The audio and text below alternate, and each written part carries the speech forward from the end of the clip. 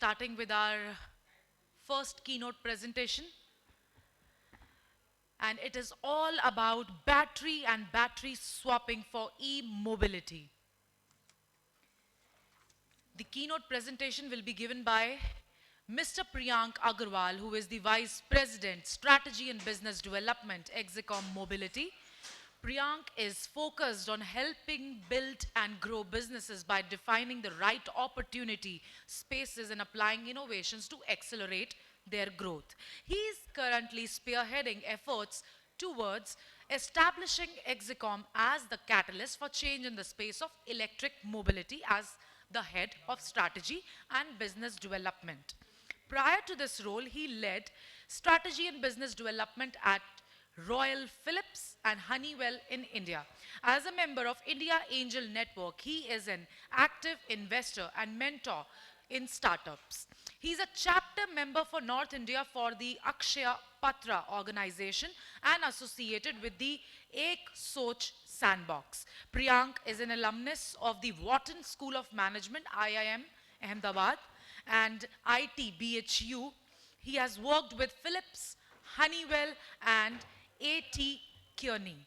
Let's welcome with a huge round of applause the Vice President, Strategy and Business Development, Exicom Mobility, Mr. Priyank Agarwal. I think the tea break was a good separation between the last panel, which was amazing. So kudos to the organizers for a very, very educative and I would say passionate session. What I'm doing is, I think there is a fair amount of knowledge in this room, but at the same time, when I look back, 4 years is about when, as Exicom, we got into battery swapping. And 4 years in its entirety is not a very long time. But we have seen this industry move from battery swapping being a new concept to now a forum dedicated to battery swapping and a policy coming up, etc. So what I have done today is gone back to first principles. So some of it may be a little boring and I'll try to run a little fast on that. And then sort of cover the gamut of battery swapping as we see it. We've been now in this industry for 4 years. I promise not to bore you. And then that will set the tone for the 2 sessions coming after me. A little bit about ourselves. We are a 25 or 28-year-old company. E-mobility is a space we got into about 4 years ago. And we are seeing rapid growth in that space. So this year we expect to do about 300 crores in this space, which is already 3x from last year. So that's the kind of momentum we are now seeing. Or since 2019 we have been saying EV is coming, but finally we are beginning to see this sector really take off in an explosive way. About 8,000 charging stations supplied. We supply charging stations as well, and more than 25,000 two-wheeler and three-wheeler batteries supplied in the market till date. We have solutions across charging and batteries, so battery swapping stations, DC and AC chargers, home use chargers. So most of the OEs sold in India will have our chargers installed in the consumer's home. And then fixed and portable batteries, and as well as components like BMS. I've already talked about this, so more than 25,000 batteries, portable and fixed, supplied, and more than 150 swap stations. So just to establish my credentials that we have been in this industry for many years and we have a fair amount of experience here. Somebody in a previous session talked about environment challenges, safety challenges, etc. So just some photographs of the environment that these batteries and products go through, and these have been performing absolutely safely, whether it is in the Delhi heat, whether it is in the Mumbai and Pune rains. These are all examples of portable battery swapping products. And also, sometimes customers have a question, is a EV as capable as an ICE vehicle? So we have photos to show that for the delivery boys, you can deliver as much with an ICE vehicle versus an EV vehicle. So Uday talked about it in the previous session where he said, you know, India is a diverse country. Similarly, solution-wise, it's not battery swapping versus fixed battery. We are going to see both, and we are going to see in fixed also, we are going to see fast charging, regular batteries, etc. I think the market is big enough and will be driven by different use cases. So for what I have here is if I look at the four-wheelers, this thing doesn't work. Anyway, the four-wheelers, whether it's buses or cars, we expect them to be largely fixed charging, and at the lower end, three-wheelers and two-wheelers, at present we see them split between fixed and swapping, depending on the use case. And Piyush talked about that, and I will talk about the economics of swapping at a very high level, and he's absolutely correct. At an ecosystem level, swapping is more expensive, and I'll tell you why. I'll talk specifics. Just because it's from first principle, so there are three types of swapping. As you will see, so for four-wheelers where the battery is very heavy, this is mechanized swapping, so you have almost like a garage where you bring your vehicle in, and then there is a robotic arm and machinery that will swap your battery. There are semi-automatic, where basically the battery is heavy, but you use tools to swap the battery in and out. And then you have portable, truly portable, which are two and three wheelers today, which are being applied in India, where you don't really need anybody except your own, your own mechanical strength. Why swap? So the reason when I said swap versus fixed, both will coexist. So swap has certain inherent advantages. We talk about the, yes, the vehicle will be cheaper because the battery is being sold without, but really the number one advantage of swapping is on time, on road, the time on the road increases because your charging time reduces to zero, right? If that is valuable, then swapping makes sense. If that is not valuable, then swapping automatically is not the most efficient solution, right? So number one is 20% plus improvement on road time. The second is if you don't have a charging place, right? So for example, we have seen in some of these commercial applications where the driver, when he takes the vehicle home, he may not have a dedicated parking place for his vehicle. So there is no surety whether he can charge his vehicle at night, or maybe he doesn't have reliable power at night, etc. So then swapping makes sense because all of that has been decoupled and the infrastructure is available for him to just come and swap. So that becomes another reason to use swapping versus fixed, right? The overall battery health is better. We talked about the fact that, I think it was Piyush, that no two-wheeler or three-wheeler batteries have cooling. Well, in a battery swapping system like ours, I think even Sun Mobility's, the batteries are cooled when they are being charged. So your battery is being charged at an optimal temperature, and that increases the life of the battery also. So your overall asset health is better if you're doing it in a swapping environment. And of course, it's done in a more controlled environment, so there is also safety as well. Just some examples, and these are not obviously comprehensive, but battery swapping has been adopted around the world in different markets, Gogoro being the poster child of this and is in the audience. But of course, there are other examples as well. And interestingly, in this slide is already old. The numbers on this slide will be, have not been updated. This is earlier this year, so already this sector has got so much momentum that most of these numbers will be already maybe double of this, right? So you have many players, whether it is Sun Mobility, who's also here in the audience, Battery Smart, who's here, I think Zoink, Bounce is here, Zip, sorry, I moved very fast. So a lot of companies, startups are offering battery swapping solutions in the market for different use cases. It could be for e-rickshaws, it could be for captive swapping, it could be for third-party swapping, etc.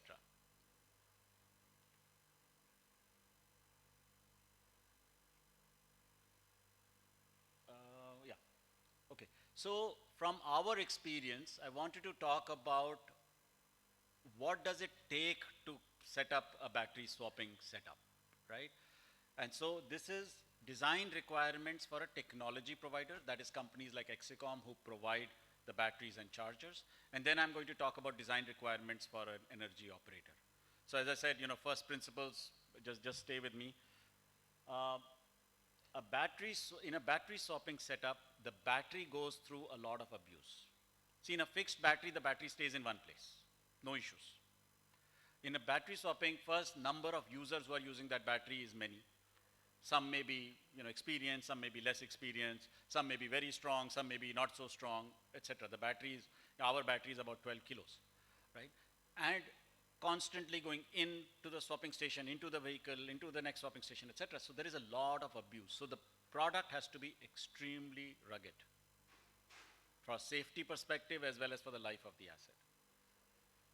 It has to be as much ergonomic as possible, so balancing the weight, the capacity of the battery, the way to hold the battery, the way you lift the battery, how the charger is designed so that when it goes in, and maybe it is gravity supported, but then it also has to be taken out, so can it be mechanically supported, etc. So how can you design the whole setup so that it's ergonomic to use? We've gone through our own iterations of the product design.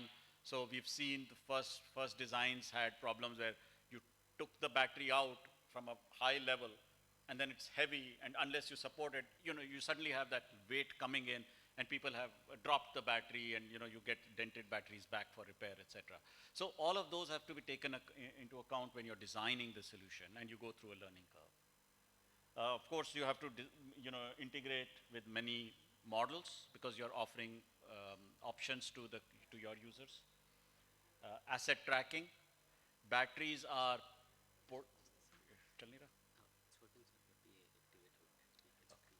Batteries are a portable, very expensive but portable asset. Unless you have very strong way to track these batteries, you will lose your customer will lose batteries in the field, and that's a very expensive loss. So how do you track the battery? How do you make sure the battery can be tracked as well as immobilized if today somebody has stolen your battery? Sorry, charging station safety, charging station cooling. So those I've already talked about. For the energy operator, which is our customers who are operating these battery swapping networks in the field, accessibility and ergonomics. So where do you set it up such that your customer has place to park, like to be able to leave his vehicle safely, to come to take this battery to the swap station and do this turnaround, right? Distance to be traveled. So we've actually, in the early days, done video shoots where between the parking and the swap station, the user is carrying the battery and returning, and how many trips is he doing before he gets tired, so that we can see whether the site is optimal or not. Network density versus economies of scale. So a swap station needs to be, accessible. Ideally, you should have as high a network density of swap station so that your user has access to a swap station wherever he is.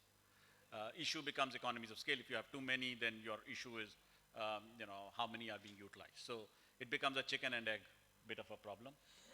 We talked about this earlier today, self-operated or assisted. We strongly believe it has to be self-operated. Yes, Piyush said, even the PCOs used to be were not self-operated, but economics dictate these to be self-operated. We have 150 stations running. We find, and in the logistics industry or food delivery, we see very high churn, but we don't see an issue with the driver learning how to use a swap station if you make your workflow app-based and simple. So we have found it easy and self-operated. Yes, there have to be cameras and other things and customer support which can be accessed in case a driver has a problem, which could be connectivity or learning. But self-operated exists and is a viable solution. swap station or bulk charging, I think most people will understand the difference. Bulk charging is you have a place to do the charging and then you bring batteries to a central place from where they are dispensed, versus swap station where the batteries are being charged at location. So that also can be a point of consideration when a network operator is designing. Getting the right electrical infrastructure and backup. It's a big question. Should you have backup at each site or not? Because your customer is dependent on getting the battery when he comes to your site. Now, if there is a power outage at your own site, how do you serve that location? So we have seen multiple approaches. Mostly we see today without backup. And then I think on basis the traffic, some of the sites get backup because obviously backup becomes expensive. Utilization of network, is it getting bunched up during the afternoons or daytime or mornings? And clients, what type of clients do you want?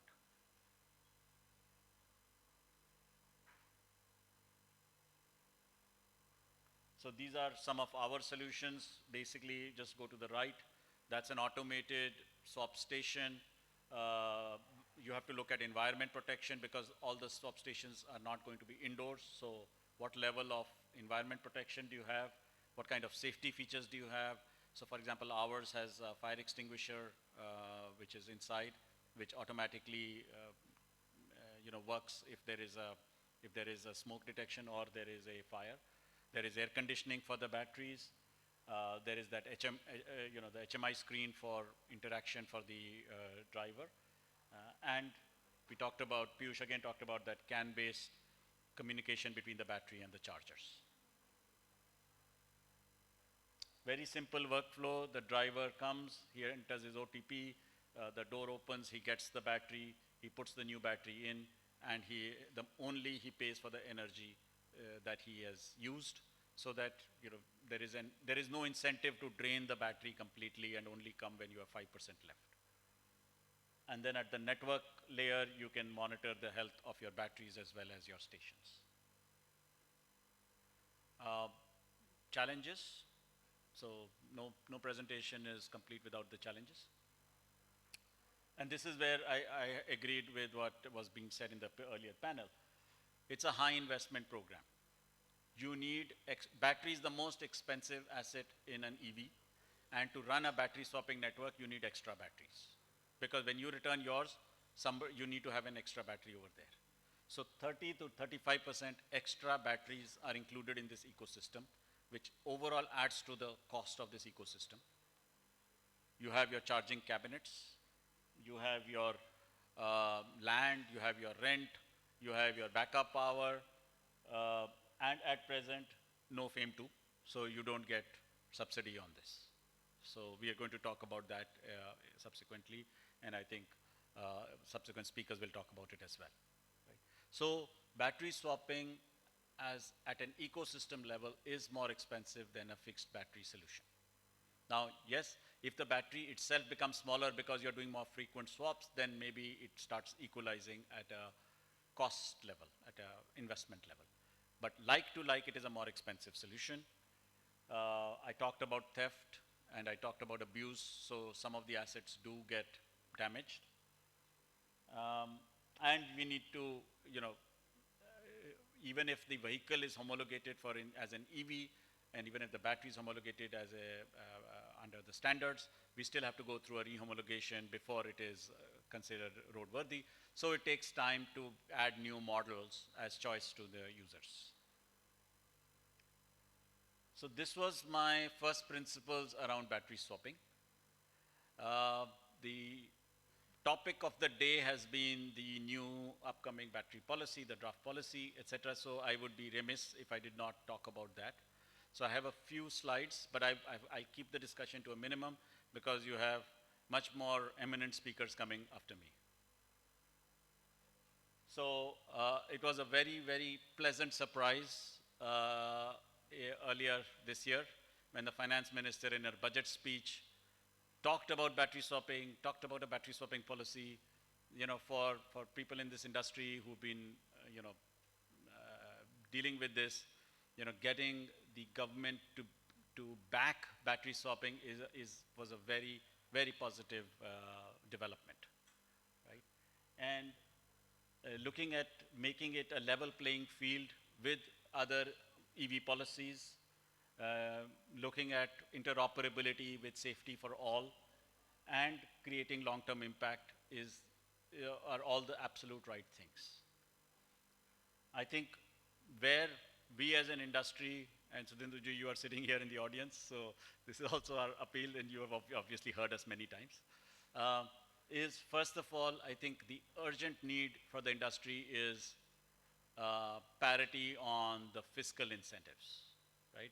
Some of the earlier speakers talked about it.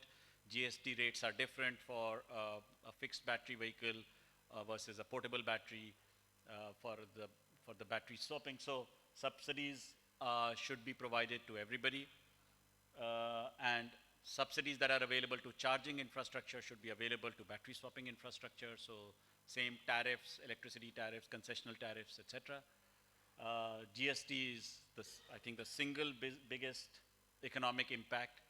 Today, a battery that is purchased outside a vehicle has an 18% GST versus a 5% GST if it's sold through the OEM.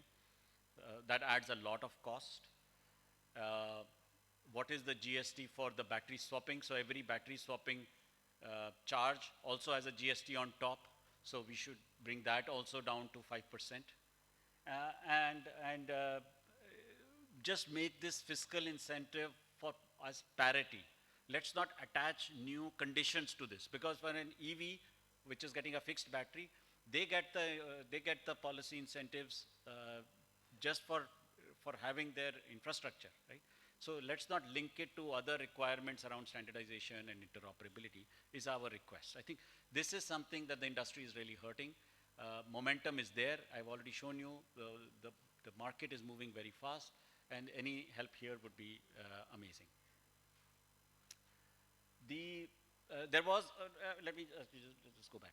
So this morning, there was a discussion around standardization, and I felt as an audience member that there is a difference that not everybody may be on the same page between standards and standardization, okay? Standards are super critical for bringing this industry into a more safe place to be. Uday spoke very eloquently that, you know, the person in the vehicle could be your own family member, etc. And Piyush gave some data that even when standards exist, many times they are not being complied, or they are not being applied to certain classes of vehicles. And already cheat devices are coming into the market where even the new standards they're going to find ways to cheat those standards, right? So I think our focus first has to be on standards, making those standards, and the AIS 156, a very, very positive step in the right direction. We have to give confidence to industry as well as to the users that they can buy these vehicles. I'll give you a personal example. We make chargers as Exicom. I told you 8,000 plus chargers. I just bought an EV. My wife asked me, this charger is going to be installed in our home. Is it safe? And I actually paused. I'm like, oh yeah, this is going to be put in our home. My car is going to get charged inside my home. Am I confident that my family is going to be safe when the car is getting charged, right? So we have to get the confidence for the users, for adopters, early adopters, that we are doing the right thing as an industry. We have to do the right standards. Absolutely. Standardization is a very major step which is linked to interoperability. It's a wonderful step from a buyer's perspective, from a user's perspective, because the user is no longer linked to a particular ecosystem. Absolutely, sir. I think the concern is that it has many steps from where we are to where we need to be in a very nascent industry. And I think that's why I just wanted to take 2 slides and then I will close.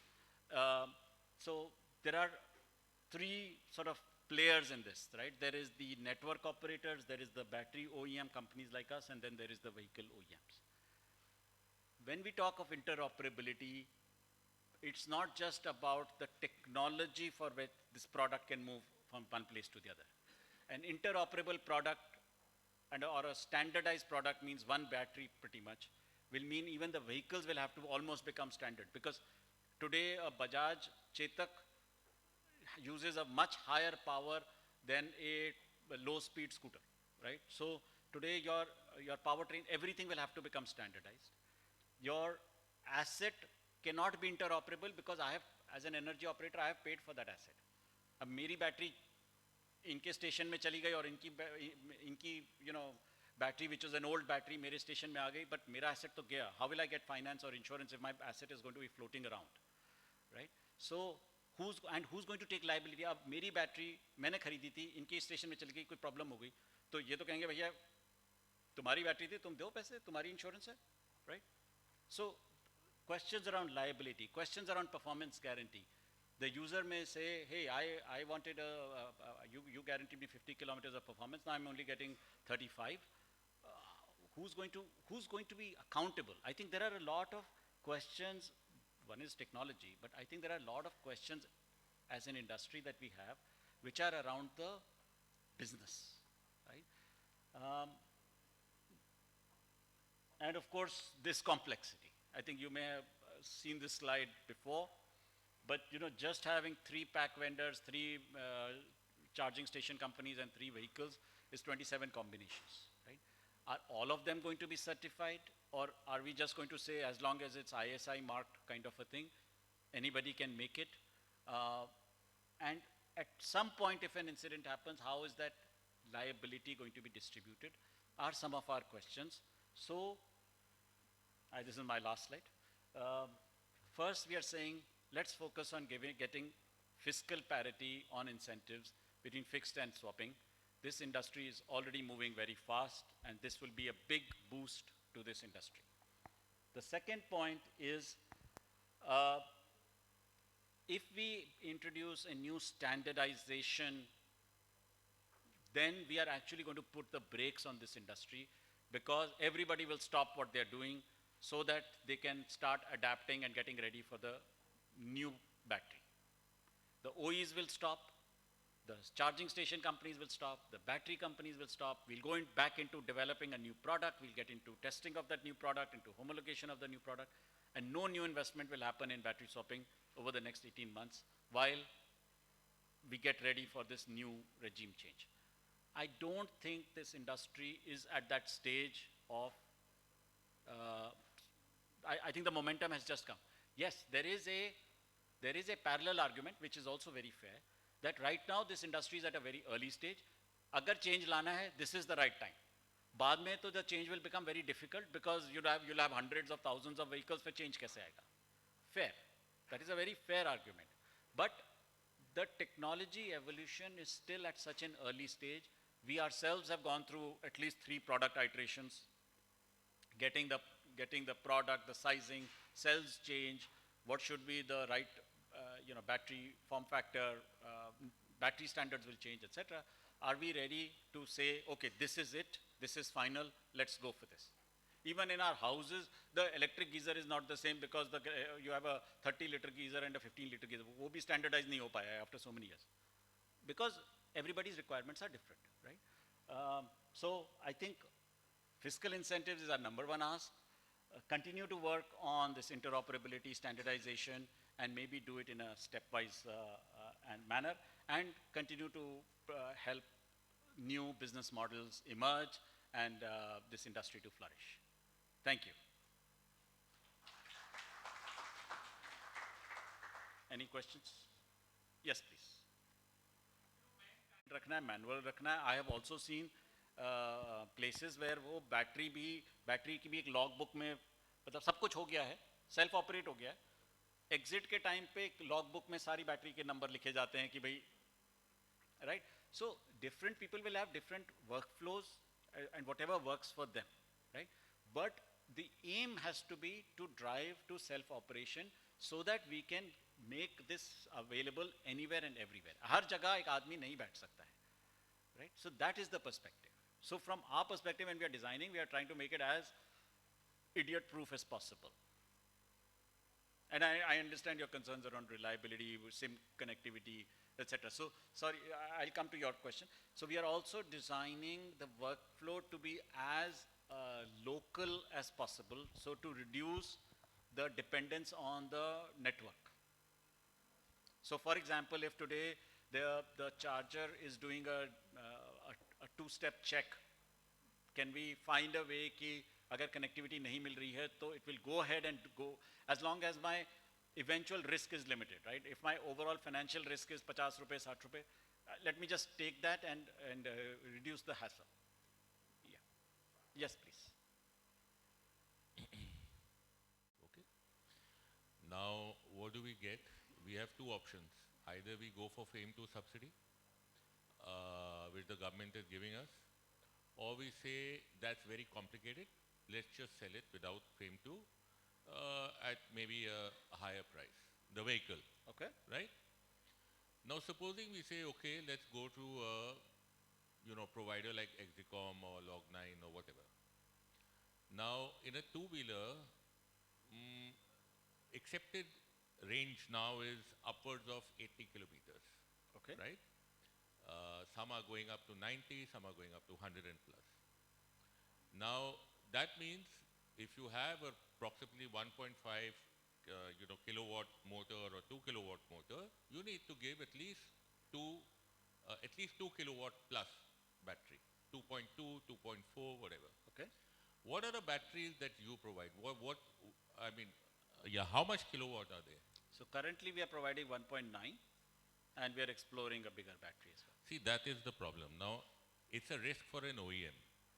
Today... Stop. Yeah. We are talking battery swapping. Yeah. If I increase the battery, it becomes heavy. I know that. So 1.9, now I can actually go smaller and give 2 batteries.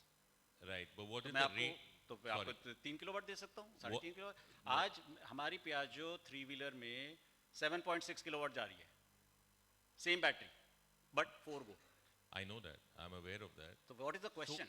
So, what is the range that it's giving? 1.9 kilowatt you said. 80, 85 two wheeler पे देती है depends. A lot has to be the manufacturer, how the motor is working, how the vehicle is optimized, right? So what an OEM has to do is buy a battery which is standardized to be swapped from your company and then go ahead and offer this facility to the customers? No, what is the question? My question is that what does an OEM, You design your vehicle, sir, yeah, and you tell us what capacity you need, okay, right? Do you want to do fixed battery or battery swapping, right, right? If we can develop a solution or somebody else will give you a solution. yeah. So why are you saying that the OEM is at the receiving end? The OEM is the driver. No, हम तो OEM supplier is- हैं, sir. No, OEM is the driver, but there is a trade-off, right? When you're going for a swappable battery, the range is bound to be slightly smaller. आप 2 लगा दो 3 लगा दो वही तो मैं कह रहा हूँ. What is the issue? Interoperability. What is your Exicom view on interoperability and how the cost between the two players will be shared? Like what initial thought process?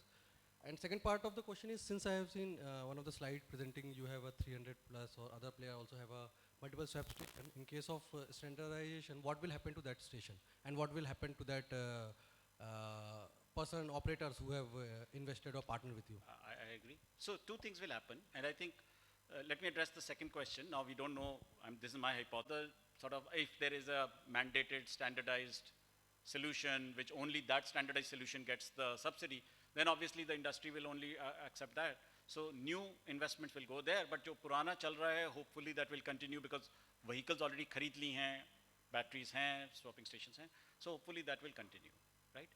On the first point, I've shared my view, right? Interoperability is a complex subject and therefore needs to be taken in steps.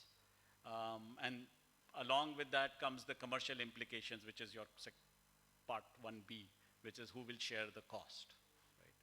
So it's a much more complex topic. Does that help? All right. Okay. Thank you very much.